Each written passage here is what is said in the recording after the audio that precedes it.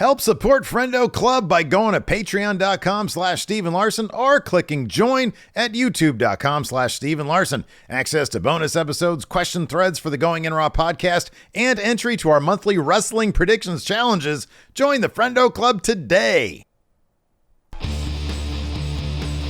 Hey, Friendo, Steve here. Hey, Larson. And welcome back to Going In Raw. On today's episode, man, we got a bunch of spoilers on today's episode, including AEW's top star coming to WWE someday. We got more clues as to who the AEW devil might be. We're going to answer. Or not be. We're going to answer a bunch of your questions. Plus, first up, we got an update on the Royal Rumble winner again. Spoiler kind of territory-ish, maybe? That seems vague enough that I don't know if this necessarily needs a spoiler warning. But, okay. You know, hey, I have an abundance of caution, potential spoiler territory here, so act accordingly.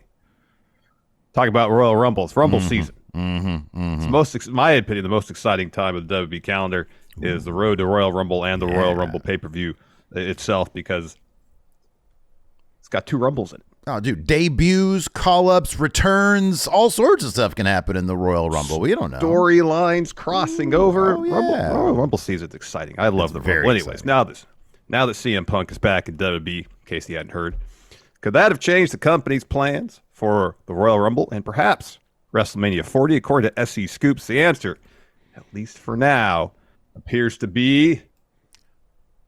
nope. Wow, no. The outlet reported today that the Mania main event, quote, has not changed since early September, when I was told, not Larson, the reporter here for us. SE Scoops. Yes. Scoops, not to be confused with Scoops.net, our dirt sheet of choice from back in the late 90s. 25 years ago. Anyways, SE Scoops continues. When I was told that they decided on his match, Roman's match. In fact, Roman Reigns' WrestleMania 40 match has been in place long before that, and The Rock was never part of a creative conversation this time around. Although WWE has Roman Reigns' WrestleMania match figured out, that doesn't mean things can't change. CM Punk's return to the company will cause a creative shift within the company's creative direction for at least one WrestleMania match.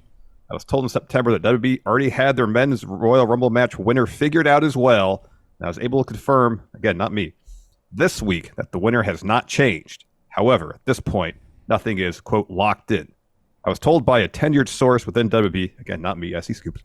I was told by a tenured source within WWE that even Roman's main event can change if circumstances dictate. Will they dictate? Most likely not. But until it's locked in, it's not locked in. So under Vince McMahon, not locked in, like nothing's locked in ever. Until he wakes up the morning of WrestleMania and finally writes on the whiteboard what's going to happen. Exactly. So like that's under Vince McMahon. As we've seen under Triple H, there seems to be a more deliberate storyline philosophy where things are decided, and unless there are circumstances outside, sort of the control, like for example, an injury, those storylines are kept in place.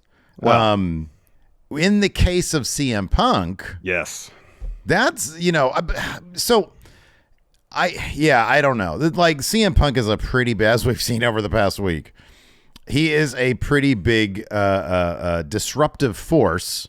And I say that in a not in a negative way, just in it's like, hey, if I'm, I was about to compare him to an unfortunate incident eating Taco Bell, but I'm not going to do that because that's definitely a negative. No, he's just, it's just, he's a big curveball, according to Triple H, and I believe him. The deal to bring in CM Punk didn't happen until very late heading into Survivor Series. Now, they didn't shoehorn him in to like the main event, but they obviously saw an opportunity for Seth Rollins for a story to be initiated with Seth Rollins, who's obviously, one of the featured attractions, being World Heavyweight Champion. Yes. And I assume that Mania main event or that Mania match is what SC Scoops is probably referring to Potentially. here. You know, what could change, the matches might be decided, in that being CM Punk versus Seth Rollins and Cody Rhodes versus Roman Reigns. that may be decided. However, the road to get there Yeah. could change if they want to have Punk win the Rumble, challenge Seth Rollins for the World Heavyweight Championship, given their promo off that happened this past Monday, and then use, say, Elimination Chamber to get Cody his match with Roman. They could do that. They could do the opposite. Cody wins the Rumble again. Punk gets the World Heavyweight title shot via Chamber. There's various roads to get to where they're going. Sorry, I stone-faced. Yeah, I stone-faced. Yeah, I shouldn't have. You shook your head though. If they see these CM Punk segments, these quarter hours where he's headlining these particular segments, and he's still selling what, 6 figures in merch on a weekly basis, they might say, "All right, Cody, you'll finish your story next year." One Bill Phil is getting the main event slot night 2 against Roman. He won't win. He's getting that spot. And then, don't worry, Mania 41, you could finish your story, Cody. If that turns out, because you're pushing this narrative very heavily on our programming lately, and I'll give you so much credit if they end up going that route. I'm pessimistic that that's going to happen. Oh, listen. I prefaced when we did our predictions for next year that I don't think it's going to happen. Yeah. I don't think it's going to happen. I think it'd be really interesting if it did, given how it could amplify the heat between Seth and CM Punk going into 2024. I think they could escalate that feud, really stretch it out in an interesting way if they went that route. I don't think it's going to happen, though.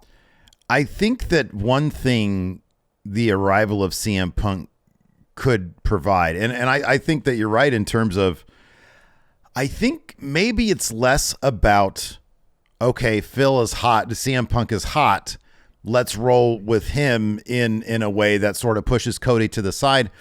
I do think, and I personally, like, from a creative standpoint, I think it's more interesting if Cody didn't win the Rumble and then had to, and this is the narrative I've been pushing, and then had to desperately find his way. And it echoes Shawn Michaels when he was trying to find his way to the main event. And, there was that great spot at the Rumble where he and then he has to force the issue at Elimination Chamber against Taker and all that kind of stuff. I think that there is maybe a more interesting story if Cody doesn't win the Rumble. Then he's Agreed. like, well, I'm on Raw. How am I going to get A to SmackDown and B to the main event?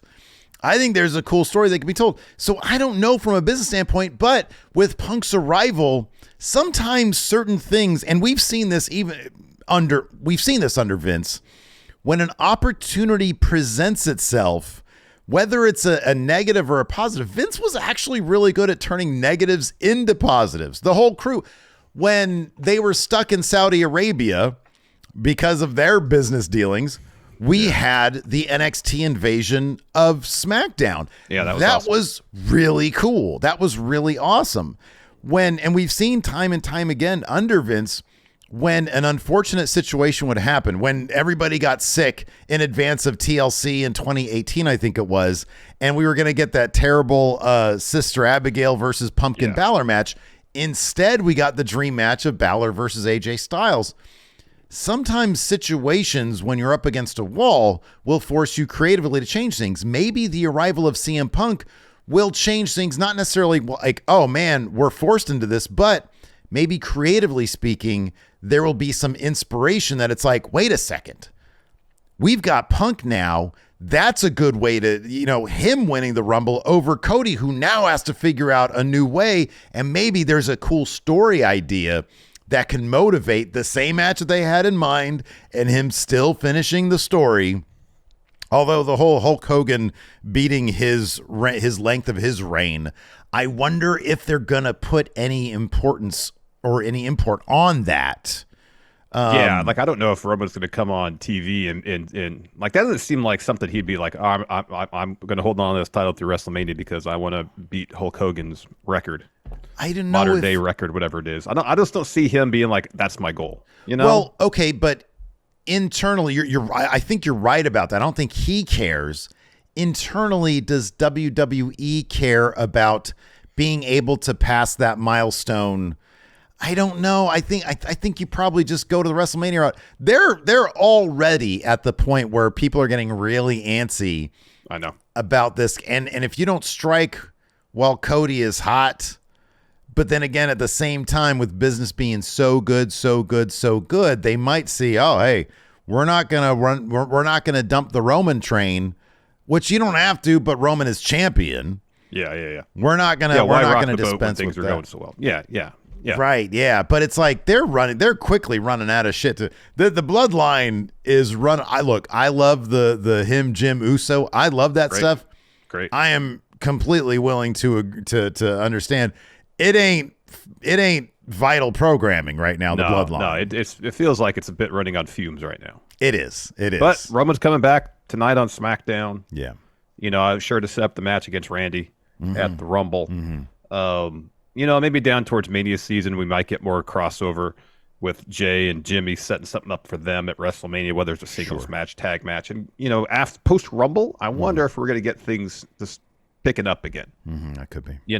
I'm guessing, again, speculation, LA Knight's going to look over after Rumble and be like, all right, U.S. title for me, and kind of drift away from the bloodline feud. I think that's just an effort to keep them on TV and relevant in a high-profile situation until Logan Paul probably beats Kevin Owens at the Rumble. And then I feel like the focus is really going to be whether it's Punk, whether it's Cody, whoever's feuding with Roman is really going to come into view, and they'll really start focusing on that, and hopefully in doing so, will bring some energy and some intensity back to the bloodline story, because it has been lacking. It absolutely has been.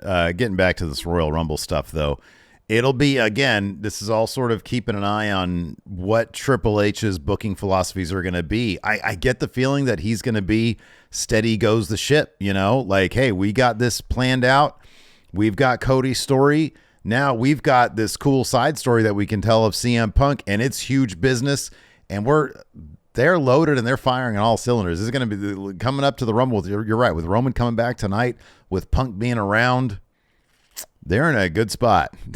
they're in a really good spot. They can get even a better spot if a certain AEW champion, talking about MJF, hasn't signed an extension.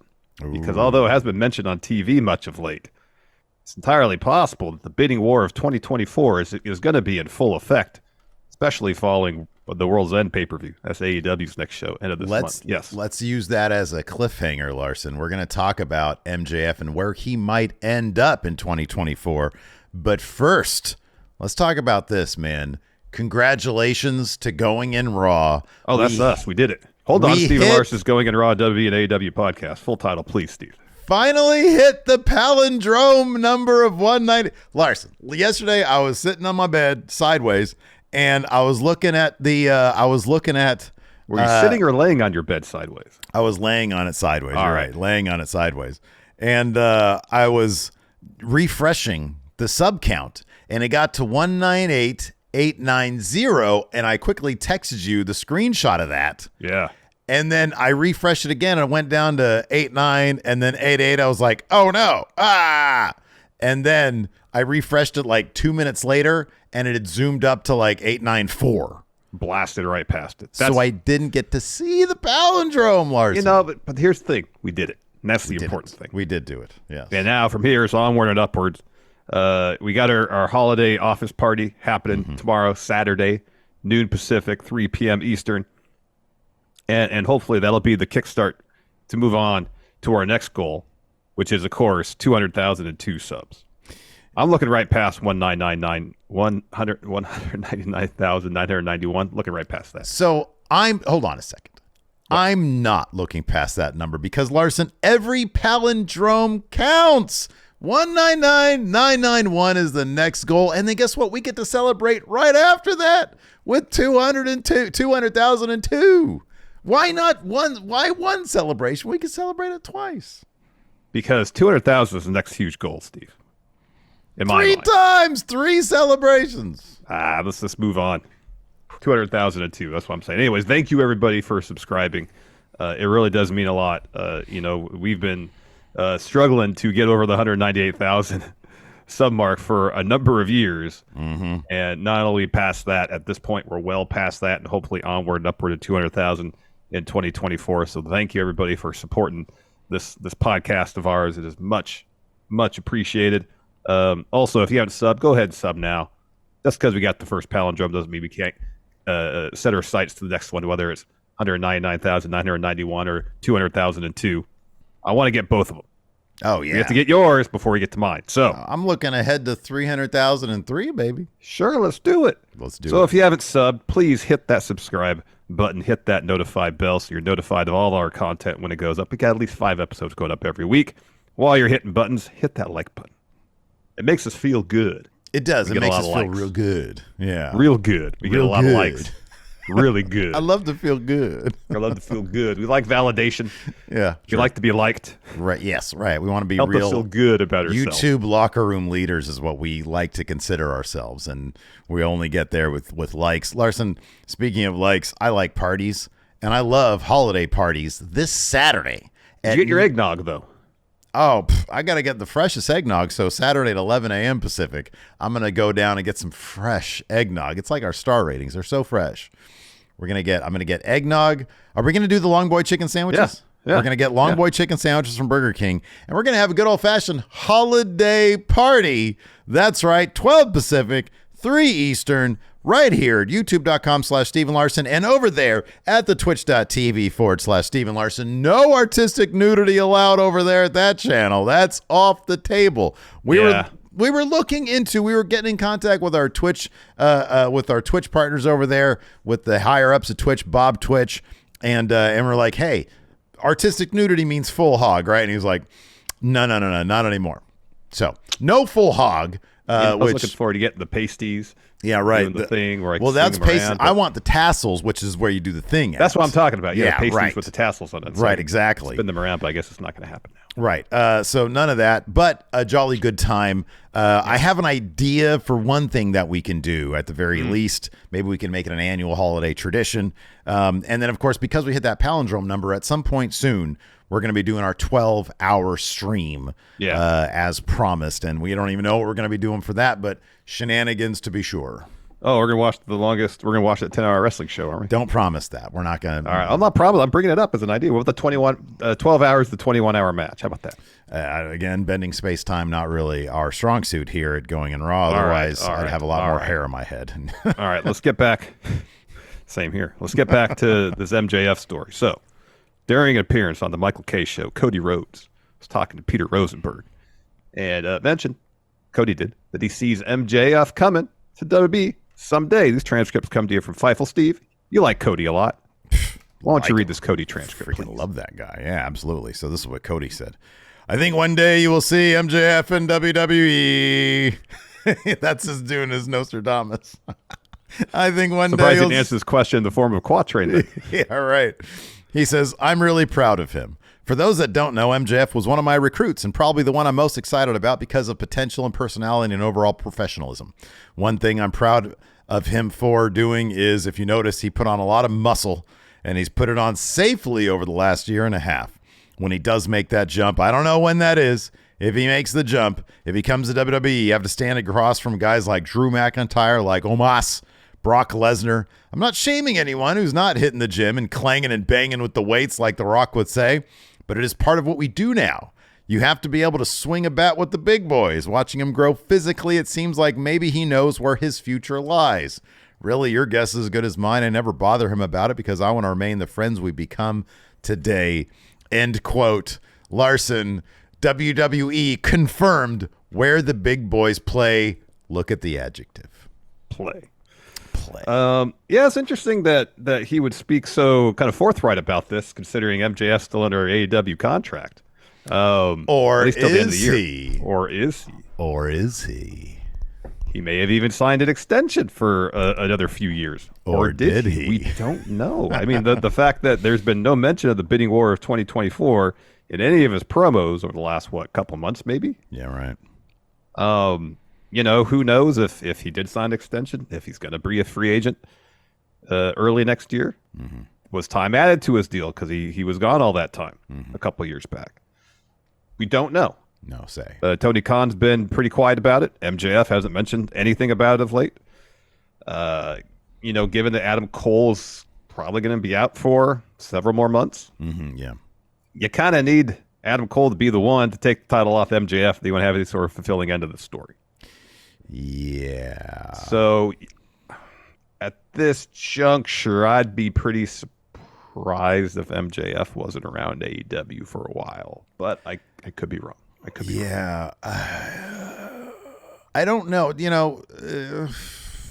Tony Khan, there's still things we don't know about his general philosophy on specifically that kind of thing. Would he roll with MJF thinking in the back of his head, I got this locked up.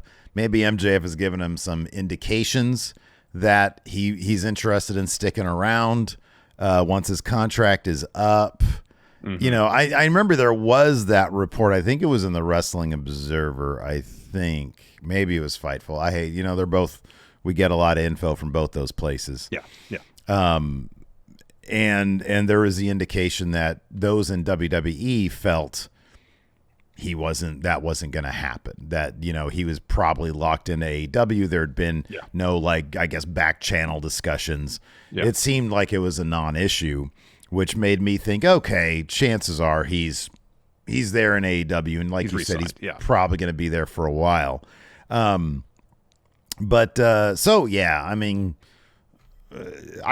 think this is more interesting that Cody brings up the muscle thing because it's true. It's like we've joked about if Drew McIntyre goes to AEW, who's there to check? Like, how is it even, realistic for him to lose to anybody? There's also historical precedent going back years. If wrestlers entering free agency, they get in amazing shape. If they're entering free agency, if they're out, for any extended period of time, they usually come back loked, So I don't think it's a rare occurrence where someone is either about to be a free agent or just became a free agent or just signed a new deal. They get in fantastic shape. I think MJF when he went away and came back jacked and has remained that way, I think this dude understood completely that the bag was his to fumble. And if he made every effort, he got in phenomenal shape. Look, we saw what happened when Jinder Mahal got in phenomenal shape. Vince McMahon was like, hey, we're going to try to penetrate the Indian market, and we've got the guy because he put in the work. We all know how that turned out. But regardless, Jinder put himself in that position. Yep. MJF is putting himself in a position to get a massive amount of money, from AEW or WWE at some point. I have no doubt that he's going to land there at some point. Maybe it's going to, who knows if it's going to be before or after Aliens have made first contact in 2027 or not.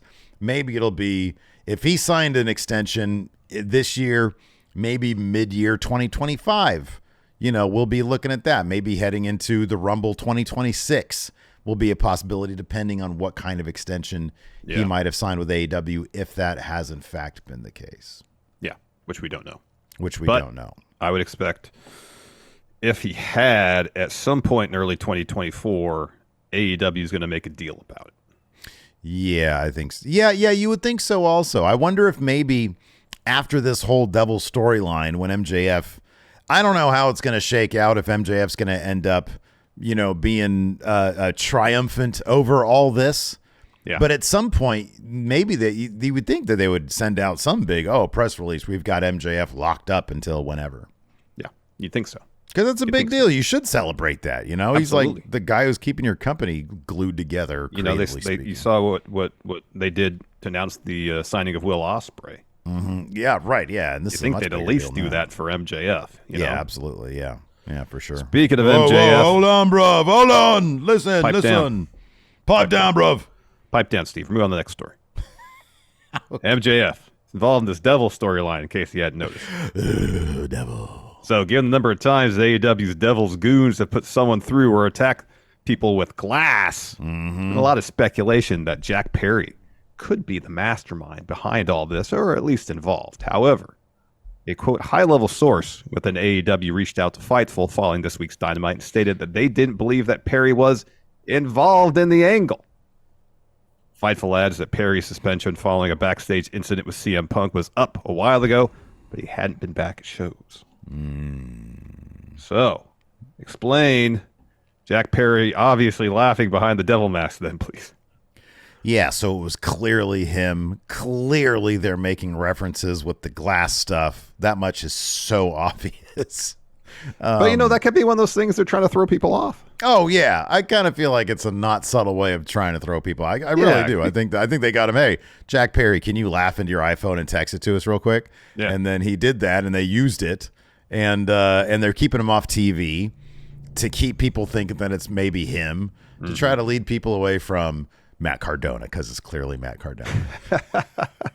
That'd be amazing. I would love that. That'd be something else. I would love Matt Cardona. That. Yeah, but oh my Adam, goodness. come on, it's going to be Adam Cole. Adam Cole. They're going to do everything they can to keep us away from it being Adam Cole. It's going to be Adam Cole, Roderick Strong, Wardlow, and probably the Kingdom. I think that's what it is. Yep, probably. Yeah. Yep. You think they're going to do? Probably So this is a really nerdy reference, but do you remember the DC Comics crossover event from 1991, Armageddon? No. It was an awesome premise. It was there is a bad guy in the future named like Monarch or something like that. Uh-huh. And he was a good guy of today, one of the DC superheroes. And at some point in the future, he turns bad and starts like wrecking everybody, right? Yeah. And so it played out through all the DC Comics annuals where you would get a possible future where, this dude Wave Rider, you remember him? He was a time traveler. He would go to all these potential futures and try to find out who Monarch was. And he was like, oh, well, I've crossed Superman off my list. It's not him. I've crossed Booster Gold off my list. Well, originally it was supposed to be, spoiler alert, Captain Atom. That leaked out. Ooh. So they changed it to Hawk from Hawk and Dove, which was awful. It ended up being a big turd of a reveal. I wonder if the original plan was Adam Cole and if they're going to have to end up with a turd of a reveal because of injury or plans getting in the way. Who would be a big turd of a reveal, Larson, if it's not? Or if people just sort of understand it's got to be Cole and it's too obvious, are they going to change it at the last minute so that it's somebody else? They're gonna bring back the reality, Zach Clayton. Perfect. See, that would what a way to make a massive impact for a returning AEW star. He's going to take off the masses. The reality is, I was behind it all along. You know what would actually be amazing? You know what would be phenomenal? I would be AEW's #1 stan. I'd be like, fuck the E. I don't care about them anymore. This is my company. You know who that would be? CM Punk? No. If that would be crazy. No. If they revealed themselves and he said, Goto. What we got here? Oh, wow. Cup of haters. If it was Enzo, huh? If it was Enzo. They referenced him on the show this week. Maybe that's some foreshadowing. Oh, we're just making jokes about Enzo. But really, like the devil, it's the devil mask. Everybody's in the ring together. He starts doing the thing. Yeah, exactly. That would be phenomenal. What we got here? If I had a dime for every time one of our goons put somebody through a car, I'd have zero dimes. Well, you've done that, though. You've done that. They just did that. They just did that. One dime. You'd have one dime there. You'd have one dime. Yeah, I'd be all in. I'd be all in on AEW if it was all Enzo wrestling. Tony Khan, if you're watching, make it real one. Make it real one. Yes, real one. Anyway, Steve, you want to answer some questions? Yeah, let's answer some questions. Let's answer some questions. Nikal here asks, who gets kicked out of the Judgment Day first when it happens? Damian Priest is going to be the first one to leave. I think Damian Priest is having a lot of problems with Judgment Day. Yeah. He's not, Rhea's starting to grind his gears. He's going to be out of Judgment Day. Whether or not it's going to be kicked out or he's going to leave on his own accord, who knows? But money's on Damian Priest. This is a great question. Jonathan Vieira, AAA Lucha Libre hasn't had the best year. I put on my Here's a little spoiler alert for the Wrestle Talk end of year form. When on the worst shows of the year, 3, 4, and 5 was the Triple Manias. Wow. For me, I did not like a lot of good shows this year. Yeah, otherwise, like in the world, there was a lot of good shows. Those shows were turds. Yeah, so his question is, with the WWE jam-packed full talent, who would you like to see from the mid-card do a short run in AAA? Who from WWE's mid-card would you like to see in AAA? My number one is Ricochet. Ricochet versus Vikingo would be Axiom. Axiom's a great name. Yeah, that's a really good Nathan one. Frazier. How about this, Larson? How about this? Give me a faction of Rudos from AAA. Is La Empresa bad guys? Yeah, I think so. They're the ones with Sam Adonis, right? Sam Adonis is like their top heel right now, I think, more or less. All right, how about this? The Rudos are in the ring, right? They're rocking like 5 or 6 strong at this point. I don't know how many people in La Empresa, but they got like 5 or 6, right? Well, they're at least Sam Adonis and Puma King, I believe. Right. They're beating down on like one of their top stars, right? Maybe Viking, one of their top baby faces, the Technicos, right? They're beating down on them, right? And then they hear boom, boom, boom, boom. Everybody stops. What? Oh my God! It can't be, right? Bum, ba-da-da. Oh my God, it's Lashley! Oh my God, it's Lashley! No bueno! Lashley comes in, hurt lock, spear, hurt lock, spear. What does he? Lashley wreck people in AAA. Yeah, Lashley should just go around the world wrecking people. I know exactly. Yeah, and the same scene plays out at every show. Right. You hear boom, boom. The arena gets quiet. Everybody's like, oh. No. Is it? Yeah, it's Lashley! Amazing. Hugo Savinovich is like, Lashley! Lord Ziffer says, listen to a fantasy booking for AEW signing Dolph and have him join Bullet Club Gold. Do you want Dolph and Bang Bang Gang? There are worse ideas for Dolph. Yeah, there's worse ideas for Dolph. No, I don't want him Bang Bang Gang. Anyways, Lord Ziffer Bang says, Bang Gang's kind of fallen off. They'll be honest with you. Their peak was like 3 months ago. They're not in segments where they're obviously just goofing and having fun. That's the thing. Right. That's the problem. We need that again. Anyways, Lord Ziffer asked, book an XWB guy that will soon be a free agent to join a couple factions in AEW. Matt Riddle and Best Friends. Oh, wow. That's awful. That would be too. He would just be doing the same shit he was doing in WWE. I know. Matt Riddle and La Empresa, and then dong. Wait, somebody who's okay. So either soon to be. Trying to think of that video we did where there was like contracts coming up. Well, it's Mustafa Ali. Yeah. There's Riddle. There's Dolph. Drew McIntyre. Okay. Drew McIntyre. I feel like he should be like leading his own faction instead of joining that one that's already there. Yeah. Right. Yeah. Yeah. He should be destroying factions on his own. He should be. Yeah. Well, Bobby Lashley. Nah, he crushes factions on his own. Boom, boom, boom, boom, boom. No, Lashley, no bueno. Muy malo. DJ Hawk here asking, as a new father, at what age do you think is appropriate to have your kids start watching wrestling? Roberto Lashley. Sorry, go ahead. What? DJ Hawk asks, as a new father, what age do you think is appropriate to have your kids start watching wrestling? 3 months. I don't know. I like Bama was like, I don't know. I would not hesitate. You know, wrestling, that's not.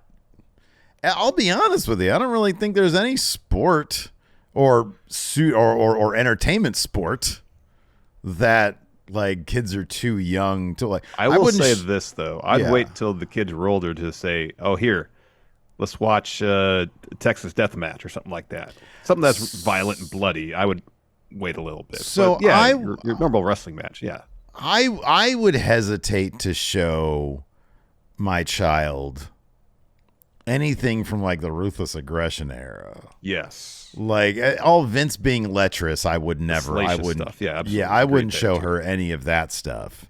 Yeah, the death match stuff. Like I wouldn't show her. I wouldn't show her like CZW's Tournament of Death. No. I'd have to rewatch Hangman Swerve to see if that's a certain line that I wouldn't cross. Because even that's kind of like compared to CZW's Tournament. Oh, I know. of Death, It's not pretty anything compared to tepid. CZW. But like the spot where Hangman, it didn't bother me, but I knew it bothered some people. But I don't know if I want my kids until they're a little bit older watching Hangman drinking Swerve's blood.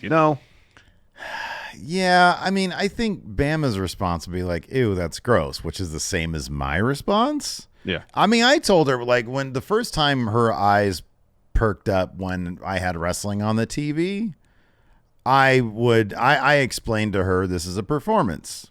Yeah. Yeah. I You did the same know. with my kids. And when she went to an Action Coast show, she had a blast knowing full well that it was a performance, but she got sucked in by the drama. Yep.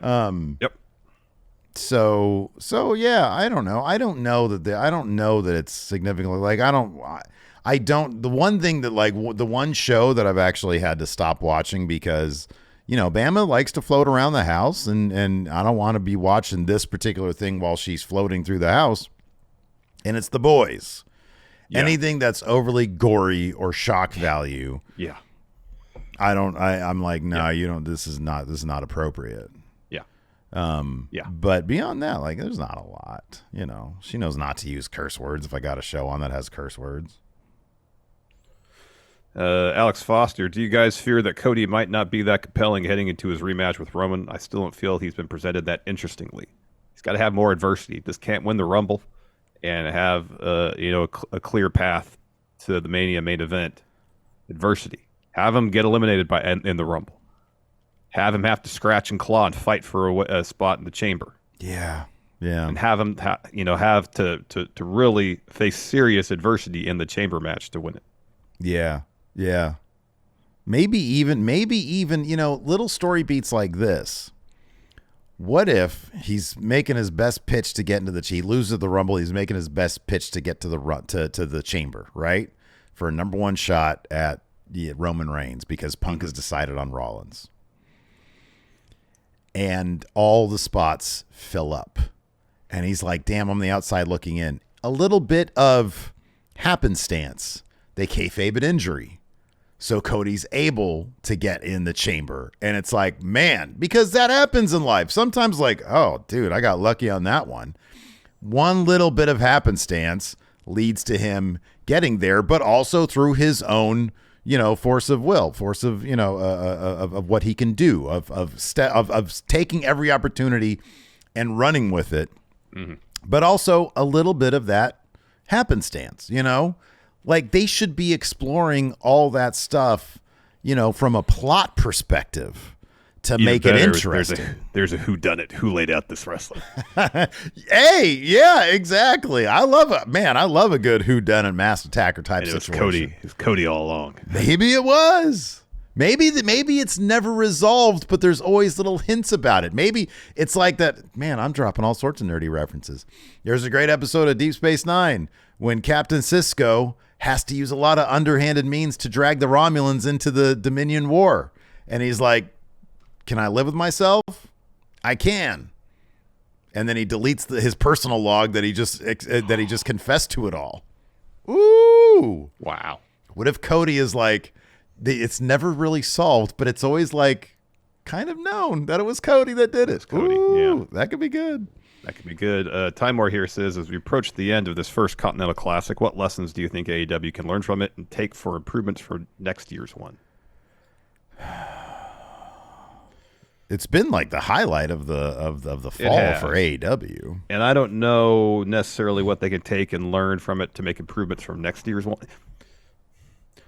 The one thing I would like as an improvement, and I understand they really want to make this Triple Crown feel important, and maybe it's going to take a few years to get to that point, to have more at stake. The winner gets more, because right now the Ring of Honor world title, I understand, appreciate, and I respect its legacy. Mm-hmm. In AEW, it's booked as a mid-card title. Yep.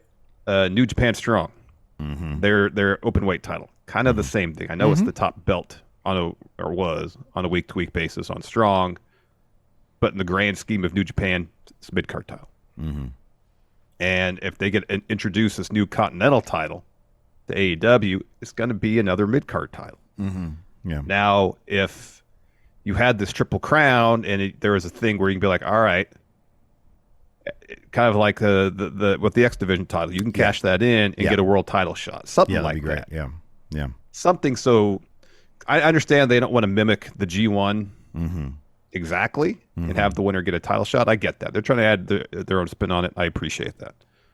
But I feel like if you want this tournament to feel important, there's got to be some means by which you can get an opportunity at the top prize in the company by winning this tournament. I think that's the one thing. In terms of what they can take from this tournament and improve their programming at a larger scale, I mean, this tournament showed that one thing AEW has done well and can do well, again, is tell stories, interesting stories, and not just focused on that particular match, but for these characters in ring. And I feel like at certain points they've gotten away from that. And that's one thing they've always done really well, is tell interesting interpersonal stories in a wrestling ring. Yeah. And maybe seeing them do this again in this tournament, be like, this is something we should get back to on a more regular basis. It's one of those things where I didn't know how it was going to shake out, much like the NBA in-season tournament. But the in-season tournament ended up being wildly entertaining. People were taking that very seriously. They were being asked, what are you going to do with your $500,000 when you get it? And there was always pretty entertaining answers.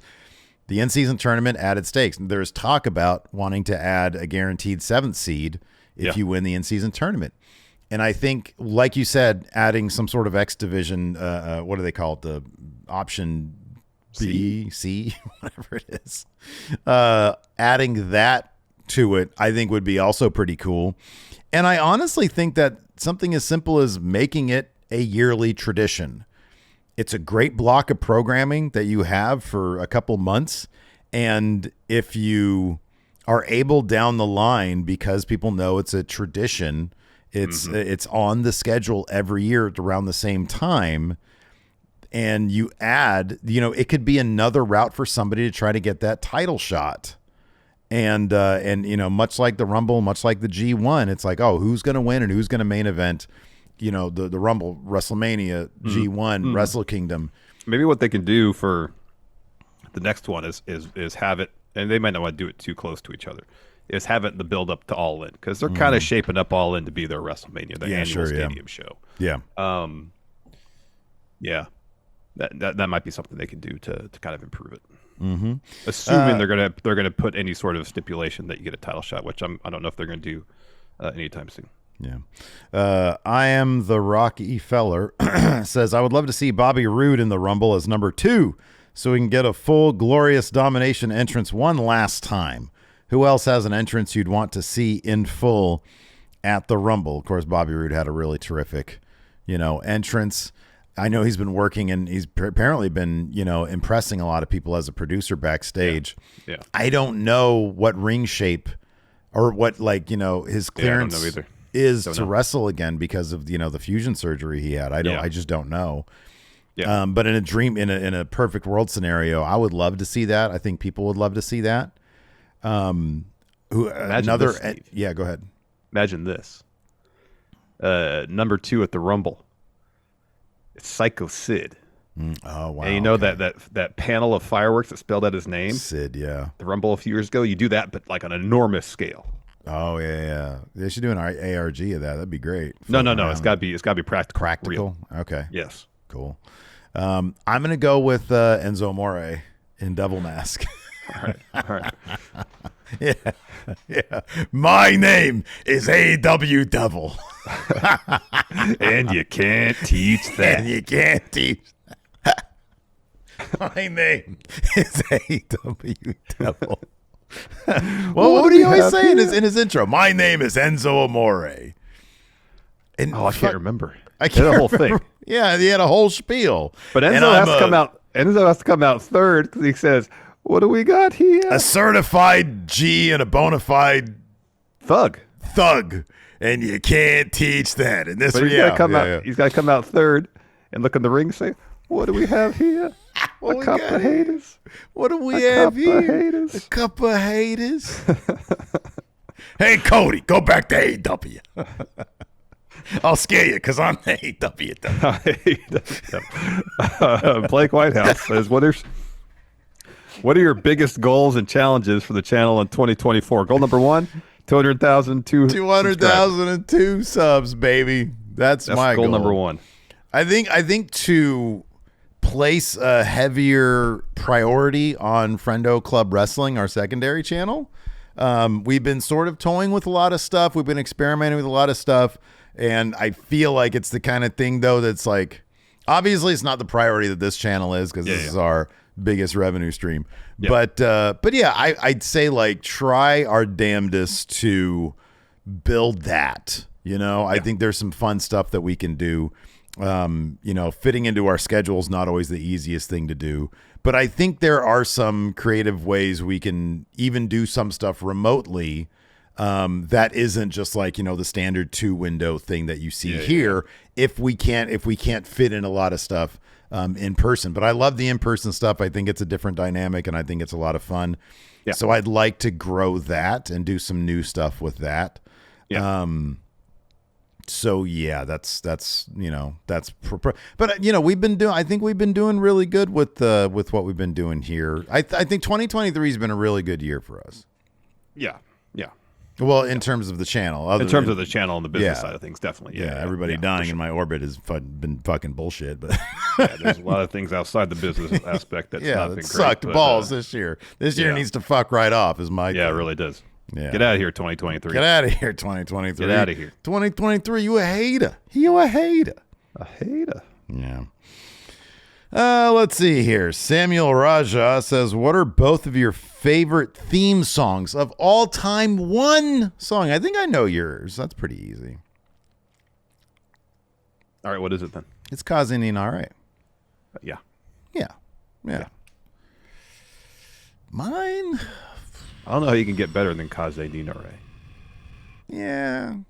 I mean, I get it. It's a sweeping epic. I mean, yeah, that's fine.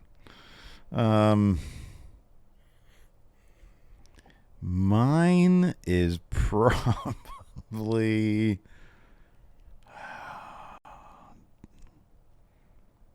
I don't know. It's probably Stone Cold's Disturbed theme song, Larson. I'm going to say it's that one. It's not the NWO theme. That's a really good. I like when TNA remixed the NWO theme song. What about that few months where Hogan used Voodoo Child as his theme? Oh, Voodoo, that was actually really cool. I don't know if that might have been if that was Hogan's idea. It's like the best idea he ever came up with because that was really cool. Yeah, that was neat. Yeah, I don't know. It's probably Stone Cold's. God damn, you feel like a badass when you walk around and hear that song. It was awesome. Yeah.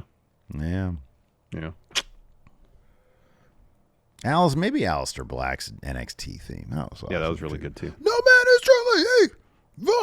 It was good. It was good. The captain is a dog says power rank the top 5 special limited time fast food items.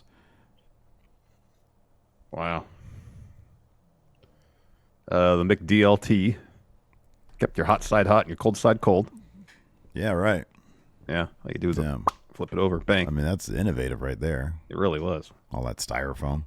It's high-tech fast food for the 80s. It really was. Well, I mean, like the McRib's got to be up there, right? Yeah, I suppose. Enforcer was like a huge McRib guy, wasn't he? Yeah, he was a big McRib guy. So you got to put the McRib up there. I mean, he's bringing up the black bun Whopper. And I mean, look, it looked kind of cool, I guess, but it made your poopy green, and that's disgusting. Yeah, you don't need that. You don't need. I don't know what that is. You know, like what the hell's going on? Why is my doo-doo green now? like no fast food item should make you feel the need to call your doctor. No. You know, doctor, I got a problem. My poopy is green. I mean, for the history of this show, we got to consider the Frito burrito. Oh, I was going to say the Angry Whopper, but the Frito burrito, yeah, that had a short-lived. That was like Mothman. He had like a short-lived. Yeah, it really was. Yeah. You know, we were trying to figure out identity at the time. Time at top, Frito burrito, yeah. Yeah, it was a day that we had 2 of them. We're like, nah, this needs to go away. Like one was fine. The day we endeavored to have 2, it was like, no. Frito burrito was like, what we got here? Cup of haters. Cup of haters. It's like, yeah, it's too much Frito burrito. But yeah, like I mean, on like the top, I mean, it's probably the McRib, probably. Yeah, probably. And some people probably say like, what is it called? The Doritos Locos Taco. Never had that though. Not into it. Not into it. Doritos are too much, anyways. You think so? Not a Doritos guy. Real TJP says, I mean, I can have them, but they're too much. Where do you see Alexis King in 5 years?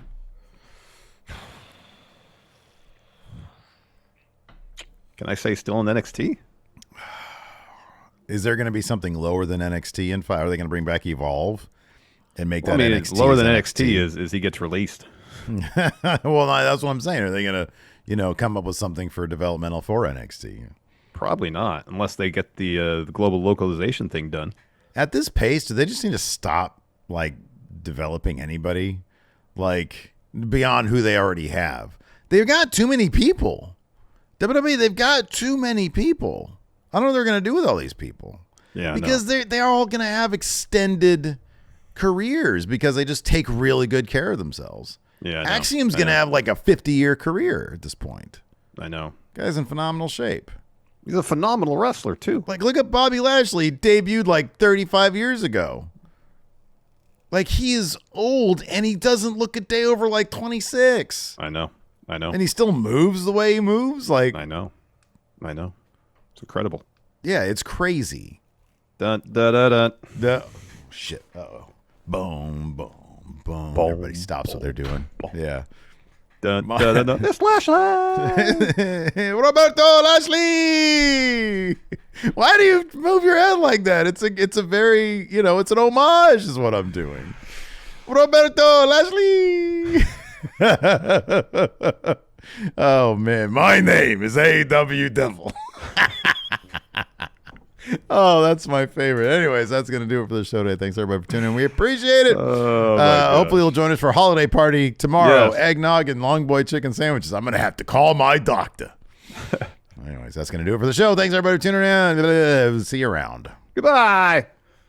Ba-ba-da-da.